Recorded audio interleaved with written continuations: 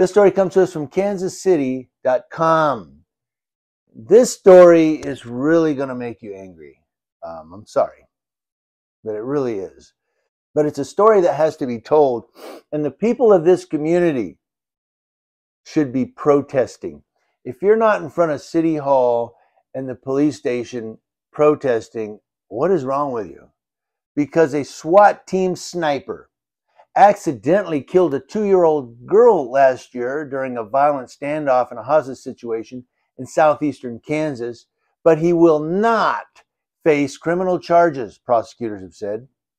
Accidentally shoots a 2-year-old, but he's not gonna face criminal charges. The child, Cleslin Crawford, died of a single gunshot wound to the head in the Cherokee County camper trailer, where her father had killed her mother, shot at police, and then eventually killed himself, March of 2022. That's according to the Kansas Bureau of Investigation.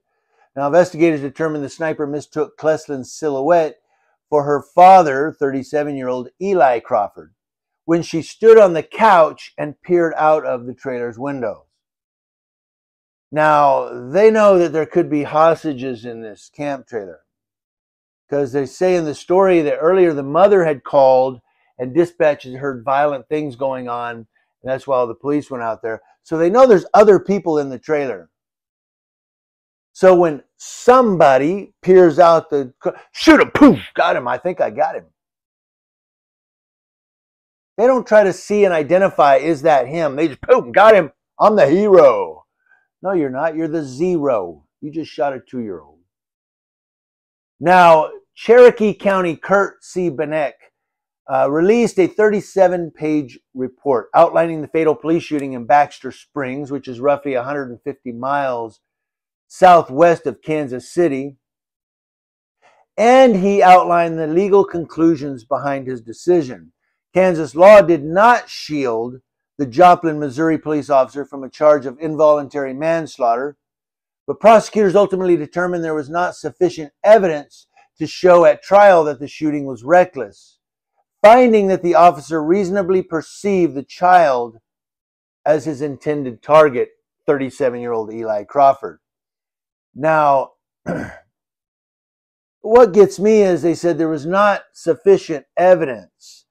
And it reminds me of A Few Good Men when, Tom Cruise and Kevin Pollak are going through, okay, this is what's going to happen, and I'm going to question, Jessup. And he goes, was there any evidence of a murder or whatever he said? And Kevin Pollak said, other than the dead body? And Tom Cruise is like, I walk into that every time. That's what this reminded me of. So there was not sufficient evidence to show at trial that the shooting was reckless, other than the body of a 2-year-old. I mean, any other evidence other than that? Now, you or I accidentally shoot someone, maybe you broke into our home or whatever, we can face charges. But a cop does it recklessly, well, that's just part of the job, you say. What, to shoot anybody that peeks out the window? I digress. I'm sorry. This story bugs me. On March 26th of last year, a 911 call was placed by a woman believed to be Cleslin's 27-year-old mother, Taylor Shute. And again, like I said, she was asking for police assistance. The dispatcher could hear stuff in the background that was violent. Now, it goes down. I'm not going to give you a whole thing. It's kind of lengthy. But they take you through the incident. And a SWAT team from Joplin, Missouri, which is about 15 miles across state lines from where this was in Kansas, was among the agencies called in for assistance. They had 3 snipers, 2 armored vehicles, 2 entry teams, 3 negotiators. And during the standoff, Crawford instructed negotiators to have his sister come to the trailer to retrieve Cleslin Crawford. He also threatened to kill the child, police officers, and himself if his sister did not pick up the child, according to the summary of facts in Friday's report. So instead of having the sister come there, the sniper just takes the kid out. That's okay, we'll do it for you. And I know the cop is probably, mentally suffering or emotionally suffering from this, but I say tough. Because what you did, in my humble opinion, was reckless. Somebody peeked out the window. Got him! Obviously, it wasn't him. You knew there was a child in there, and possibly the mother was still alive in there, although I think she was dead at that time. But they said, other than that, or he said, Eli Crawford, other than that, I have hand grenades and fully automatic weapons that I'm getting ready to use. Do you hear me? They should have got the person there to come get the child. A few minutes later, there was another volley of gunfire that originated from the southeastern facing part of the camper. One SWAT team sniper, referred to only as Sniper 1, in the deadly use of force report, heard the bullets hit the trees behind him. So he continued to watch the window for about 2 minutes. Then he fired a round intended for Eli Crawford.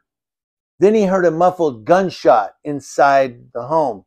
When they went inside, they found the 2-year-old fatally wounded from a single gunshot, which matched the sniper's gun. Eli Crawford died of a self-inflicted gunshot wound, and his wife, of course, or the other woman, the mother, was already dead. The family of Cleslin Crawford filed a civil rights lawsuit against the city of Joplin, the city of Baxter Springs, in Cherokee County. The lawsuit, which also contains a wrongful death claim, alleges authorities failed to adequately train those involved, including the shooter. The police commanders failed to properly supervise the situation. That sniper is untrained, in my opinion. He is. Somebody peers out the window, you don't just shoot.